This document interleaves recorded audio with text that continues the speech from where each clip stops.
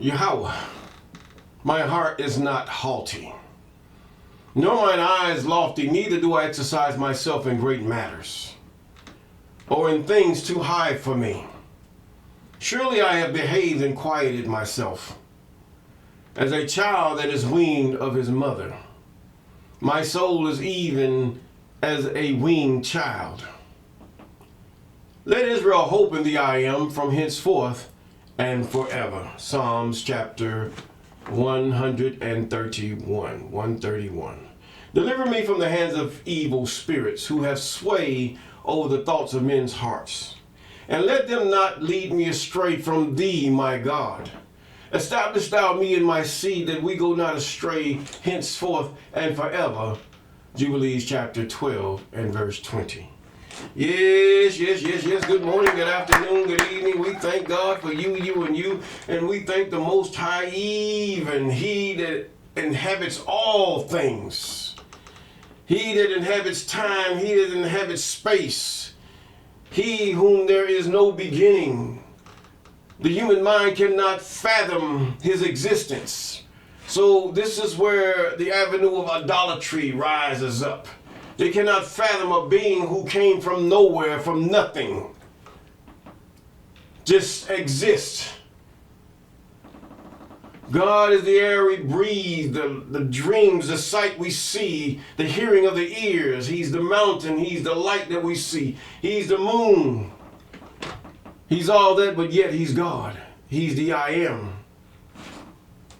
Rightly did He tell Moses, I am that I am. What can you liken the I am to? No, you don't see Him. He chooses whatever form He wants to come, or whatever form He wants to send to you. He's everywhere, yet nowhere.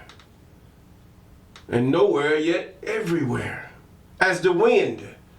The only thing that the ancients could have come up with as far as ruach, or the spirit that moved upon the water, the wind that moved upon the water, was spirit in English. In other languages, wind. God is never beneath you. He's not the wind beneath your wings. And He's not one who walks by your side. You follow God. God don't do anything as far as He don't go behind you. He's always ahead of you. And what is ahead of you? Even His laws, commandments, statutes, and ordinances. Yes, we have to realize these things, that God is all in all. The hedonistic mind, the idolatrous mind cannot fathom. So He comes up with all manner of things. With a man who died on a cross, with one who was talked to by an angel, and now they're kissing rocks. Then those who have different idols in their pantries and up on that made big statues. And then you got the big Isis in South America. Yeah, that's the big Isis. And it so happened that the whole thing is ivory or some type of white rock. Isn't that coincidence? But nevertheless, there's no such thing as white when it comes to people, and there's no such thing as black. If you're white as a human, then you're black. If you're black as a human, then you're black. Everything in between is just people. You got pink people, you got brown people, you got darker brown people, you got dark, even to black people. Yes, this is a matter of melanin. And your pride is going before your destruction. So that you hate yourself to the point where you put others down. This is the point of pride, and you fear the things that your ancestors have done because you have benefited many days off of this pride thing. Pride of race. Pride of color. Even though you made up things. And you lost the heritage of many people. You've taken it and you throw it in a dung heap that is long forgotten. You spend trillions upon trillions, uncountless dollars to prove you are who you are. And then what God does? made in China. And then after a while, it's made in Africa, made in Taiwan, made in India. And then what happens? You get mad and angry. Your fear is growing. And now the reality is going to come upon you that you're really just like the rest. And that's the way you have to accept it. Your mind is no greater than other nations. Your mind is no worse than other nations. But your pride is an abomination to the Most High. And so, therefore, the color of rage. You even deceive other nations that are lighter skinned than other nations to think that they're more than anyone just because of the color of their skin. No, they're not. That's why I like other nations that have never colonized anyone. That never, I mean, it's just so good. But either way, we're in Second Chronicles chapter 9. Yes, chapter 9. 2 Chronicles chapter 9. We finished with chapter 8 where Solomon had first chapter 8, he blessed the people. Chapter 9, the I am reproved, and he showed Solomon up. Now, we come to a point in chapter 9. This is a sad point in Israel's history. Yes, it's a sad part. Yes, it's very sad. In chapter 8, Solomon established order. He established what his father had established before he was taken away. Now Solomon has established order, and now we're in chapter 9. Chapter 9, and when the king of Sheba is in the Queen of Sheba, should I say. Did she have a queen? We don't know. Was she married? We don't know. Did her husband die and she inherited a whole kingdom? We don't know. It's not written. But she heard of the fame of Solomon. Sort of reminds me of the woman in, should I say, Namibia. How that she heard and she listened and she watched President Captain Tawari. And she admired him, and she seen a man steadfast and unmovable, always abounding in the work of trying to what?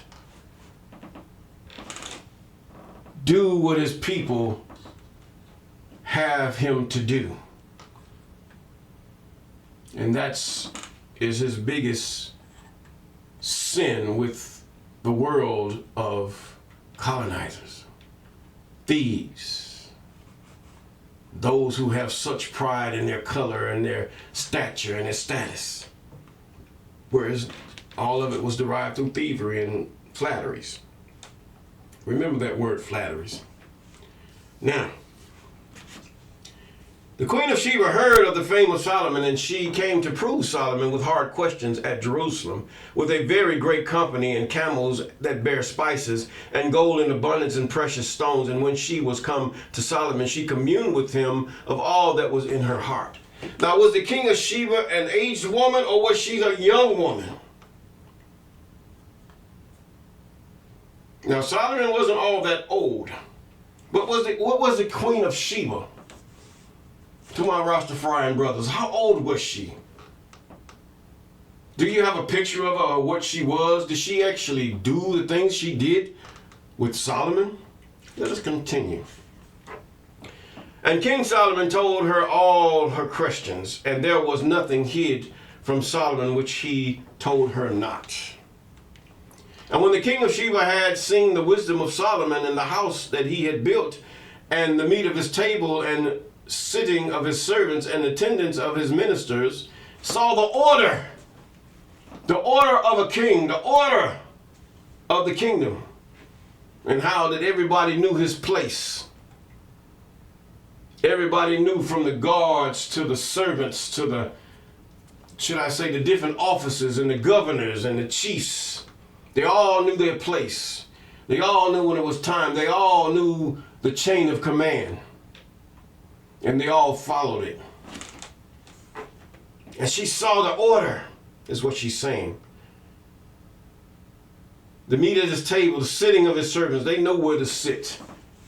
You see these old European or so-called European movies where you see the king sitting up there and they have their royal servants and all this stuff. And where did they get that from?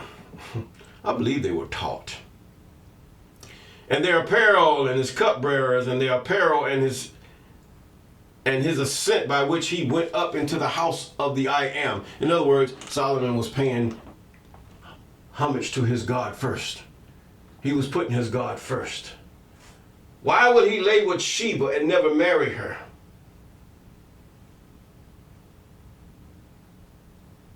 Doesn't say he married her. It didn't say he even lay down with her. So where is your proof?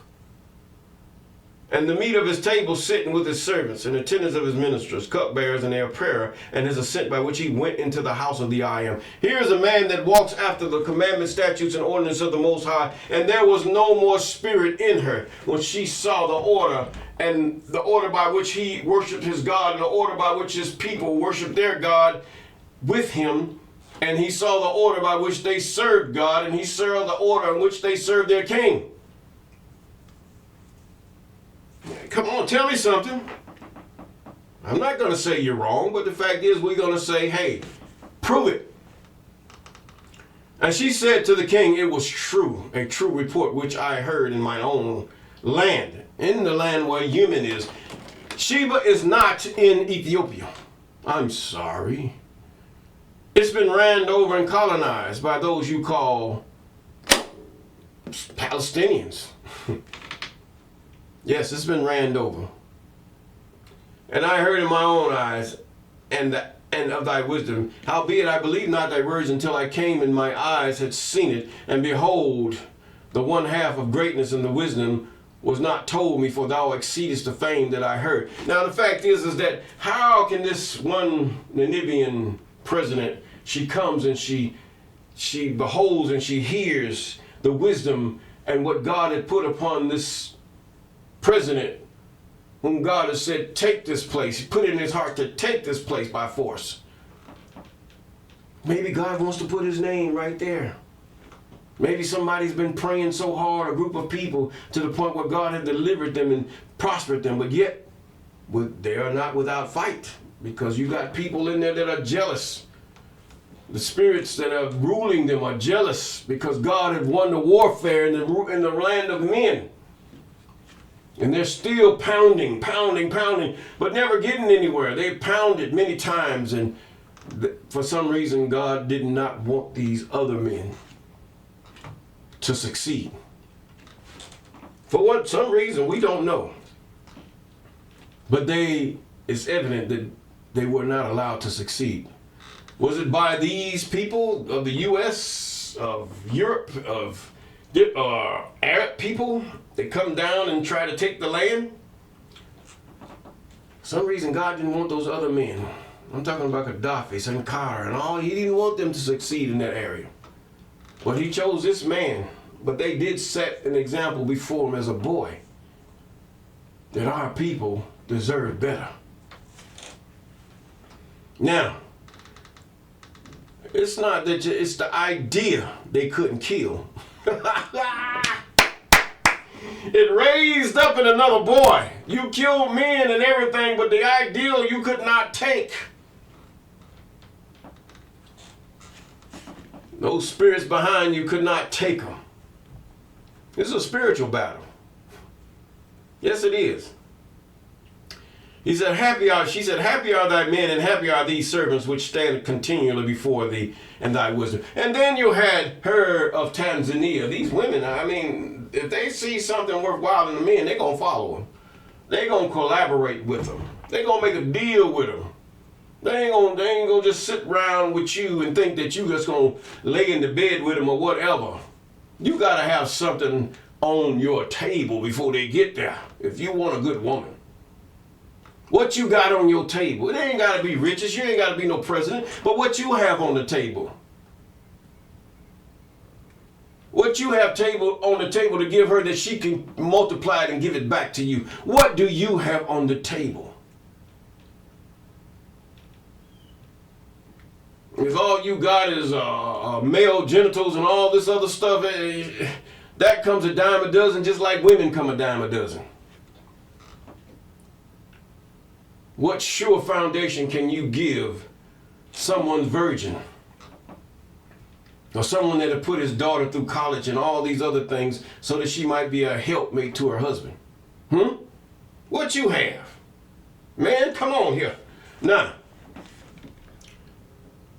verse 8, she says, blessed be the I am thy God, which delighteth in thee, and set thee on his throne to be king for the I am thy God, because thy God loved Israel to establish them forever. Therefore made he thee king over them to do judgment and justice. You have to realize it was the way of these people, of you African people, because this is on the African continent. All of us, we're African to some degree, more or less. Yes, we are. I do not deny that. No. Even of those who say you are aboriginal to the United States. By the simple fact there was what? Pangea. Yes. You're African, or whatever they call that continent. This was one land. There was no Africa, there was just one land. Whether you say Turtle Island rose first, it doesn't matter. This was one land. And there was one people. Where the other ones come from, I don't know how God did that or why. I know why, but I don't know how he did it. No. Go on here. Let's continue. Why did he make those that were tails to head? I mean, even for those that were non-Israelite nations. I'm talking about the children of Ham, the children of Japheth. Why did he make them the tail? They all knew him. Your ancestors, whether you know that you are Japheth or know that you are of Ham or Shem, you fathers knew God and they rejected him for foolish idols. And from there you take your history. When you've traced your history back all the way to Noah, it ends up with who? The I am that I am. Yes, it does. The color of your skin is the note of it. Look at the color of the skin of the people that hate you so bad. Is it your own? No. Are they children of Ham or the darker nations? No. Is it the darker nations really that's in India that have kinky hair? No. It's usually the lighter ones. And then the lighter ones there hate the straight-haired darker ones there. Then it goes down to hate the kinky-haired darkers there. Is it Australia? No. They're lighter-skinned people who have made themselves more than what they ought. The darkness is in their heart, as you can see. They will curse you and call you an N-word or any other kind of word. They will call you that word because of the straightness of their hair or the color of their skin. They will do this. Now, let's continue. I can keep going. But either way, the Queen of Sheba, this queen that reigned in this area we call Yemen today. It wasn't exactly Yemen, but it was around that area. Bless thee, I am thy God, she says, which delighteth in thee and set thee on his throne to be king and king for the I am thy God, because thy God loved Israel. He loved, it wasn't Israel that he really so much loved. It was Abraham. It was anybody that was really a small number.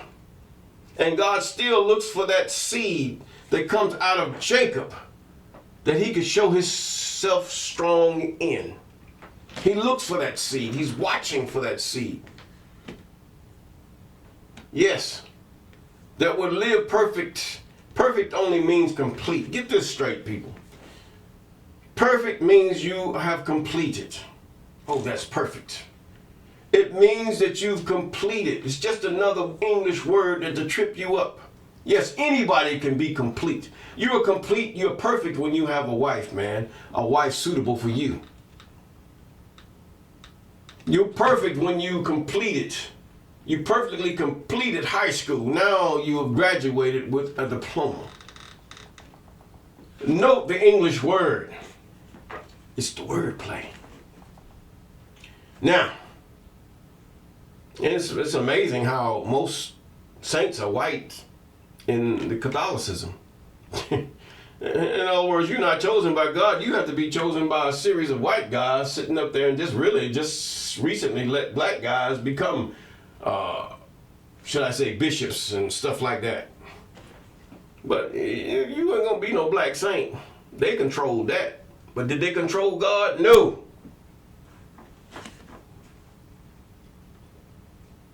Now, this lady she was awesome by what he was doing.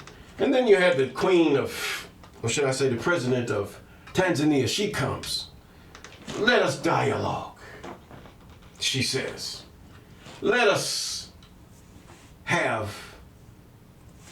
join our medical forces together so that we can come up and make medicines. We don't need the West. We don't need none of them. No. We can do this stuff. All the herbs and all the healing things you have in Africa, what the heck are you importing doggone medicine from people that hate you?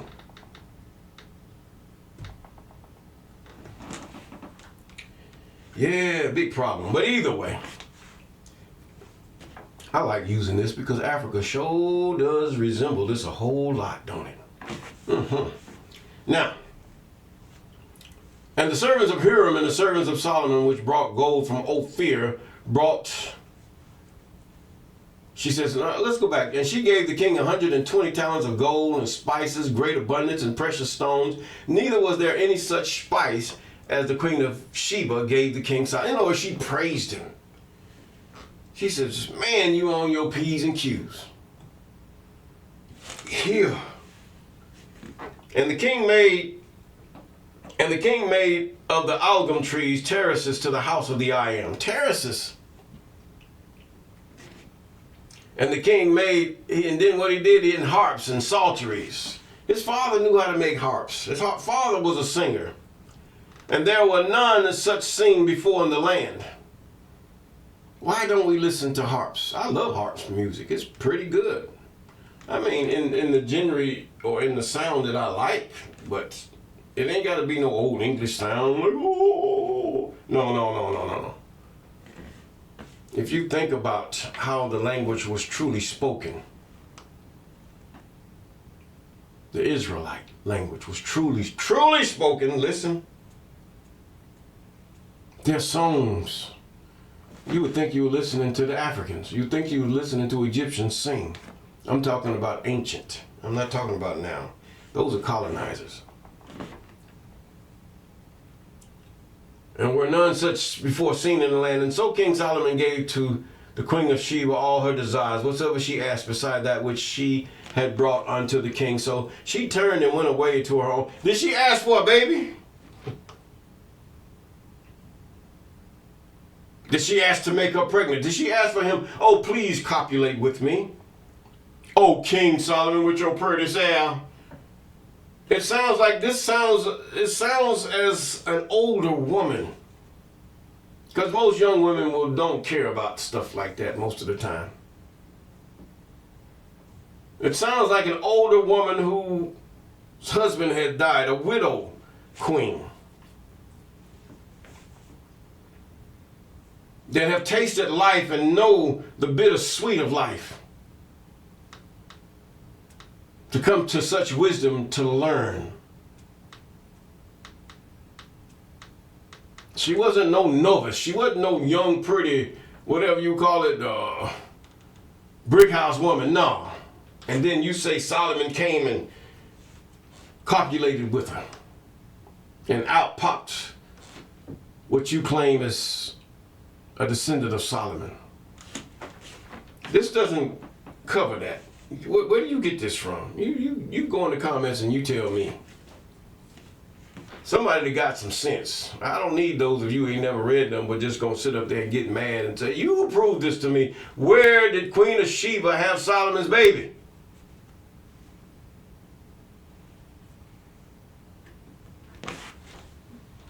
And how did Queen of Sheba get from the land of Yemen into the land of Ethiopia?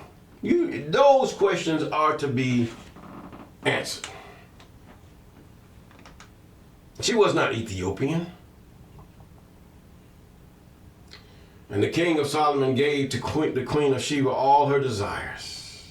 She went to her own land in verse 13. Let us continue. Now the weight of gold that came to Solomon in 1 year was 636 talents of gold. Now he was pretty tax on these people. And King Solomon made 200 targets of beaten gold and 600 shekels of beaten gold, with one went to one target. And 300 made he of beaten gold, 300 shekels of gold went to one shield.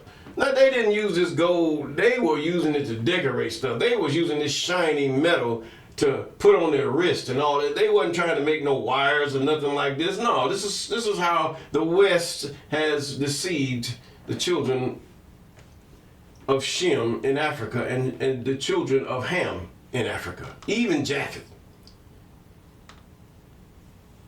To think that because they were not doing nothing with the gold that they think they should do with the gold, oh, we're going to claim this gold, we taking them. These people were just putting gold on themselves, seashells and gold and all kind of stuff. I mean, decorative. And they were good at what they did. Africa is not just all Hamites. It's just not all Shemites, and it's not just all Japhites. The children of Noah dwelled there to this day. This is where God had hidden his among each other. And this is where all over the world, we don't know. We can assume some may be right. Yeah, but yet you might be wrong. But God knows them whom he has chosen. Yes. Moreover, the king made, in verse 17, a great throne of ivory, overlaid it with pure gold. How he made it with ivory, that's what he's talking about, elephants. Ivory, that's the elephant tusk. And there were 6 steps to the throne, with a footstool of gold, which were fastened to the throne, and stays on each side of the sitting place, and 2 lions staying by the staves. Now, King David, he had good taste, yes. But look what God did. And 12 lions stood there on one side, and on the other upon 6 steps. There was not like made in any kingdom. And all of the drinking vessels of Solomon were of gold. In other words, if you rich and you got it, why try to act like you look poor and all this other stuff? You do your thing, because you're going to die. If you got plenty of money and you ain't going above your means, live. But do it wisely. You're going to have money. It's going to have to last you. You don't know when you're going to leave this body or your body. You don't know by what means or whatever. You don't know. But at this point, you have to live. Now, some of us, we're contented to have our little used cars and our buildings that we have to do maintenance on all the time. We're contented to that until God gives us more. Because when you get discontented, you will start coveting. From coveting leads to jealousy. From jealousy, you can go to thief, adultery, and all manner of evil. Yes, you can. Fear of what somebody can do above you. Come on here. I don't fear nobody. Yes, you do. There's fear. But a man who's content, a man knows that he has the things that he wants. He doesn't. Why he gonna fear? Maybe he don't have it. Maybe it's not for him to have it. But if he can get it, he's gonna get it. And he's gonna flaunt it, baby. He's gonna flaunt it. Yes, he is. 12 lions stood there on one side, and on the other 6 there. This was a very awesome stronghold. And there was not any like made in any kingdom. And all the drinking vessels, pure gold, vessels of house, of the forest of Lebanon were pure gold. None were of silver. It was not like, if you want to make these doggone colonizers, those of you in Africa that got good mansions and stuff, put that gold in there, show that stuff. They ain't gonna do nothing but canker and rust. Let it delight your eyes and stuff, but don't forget God, and don't forget your poor, and don't forget your land or your people. And if you think you're gonna get tempted by it, then it's best for you to leave it alone.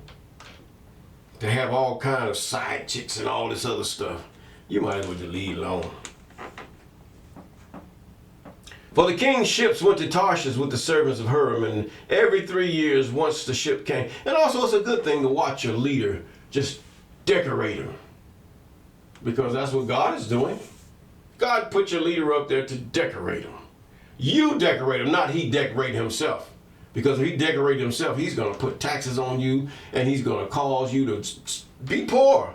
He's going to connive and jive with other people and cause all the taxes that people paid to be put to something else.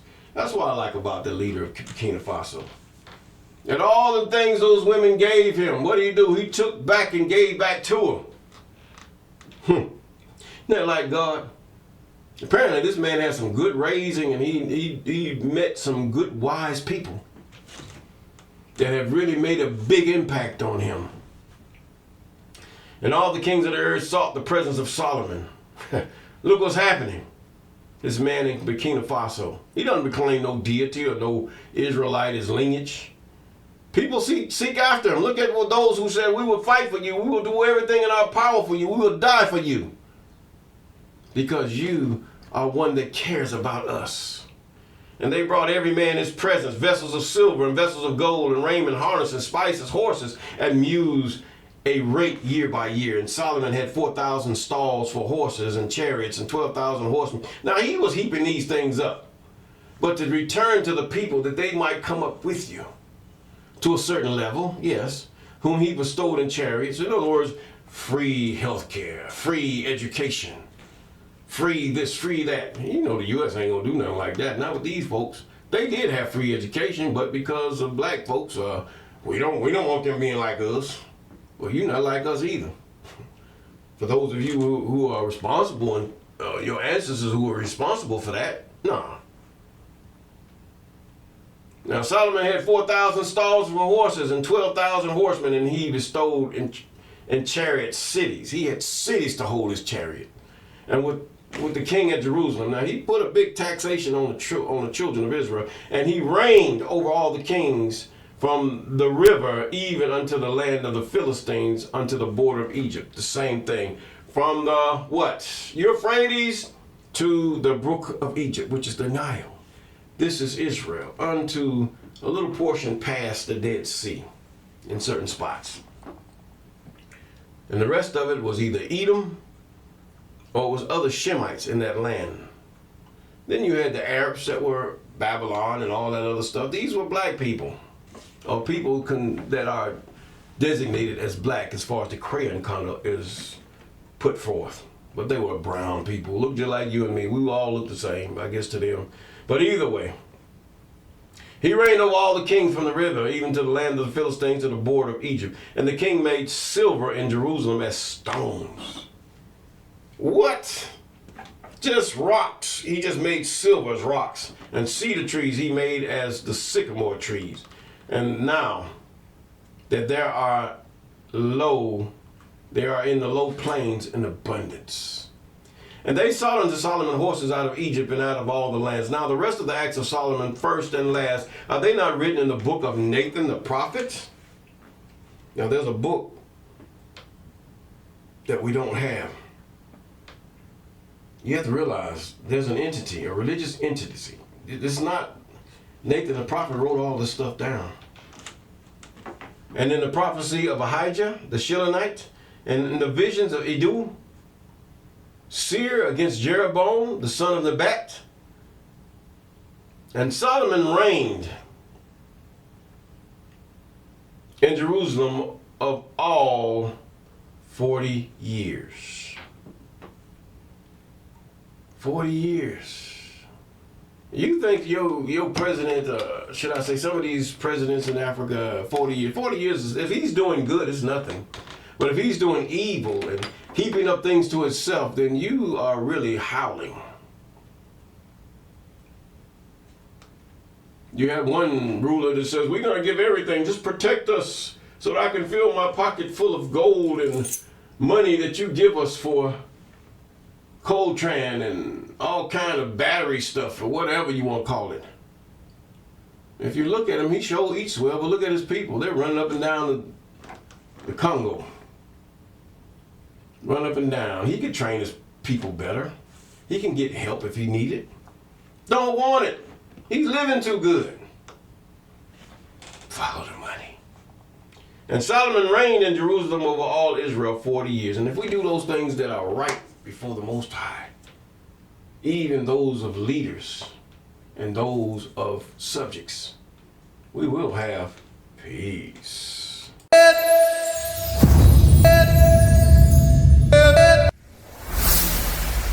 Walk with me.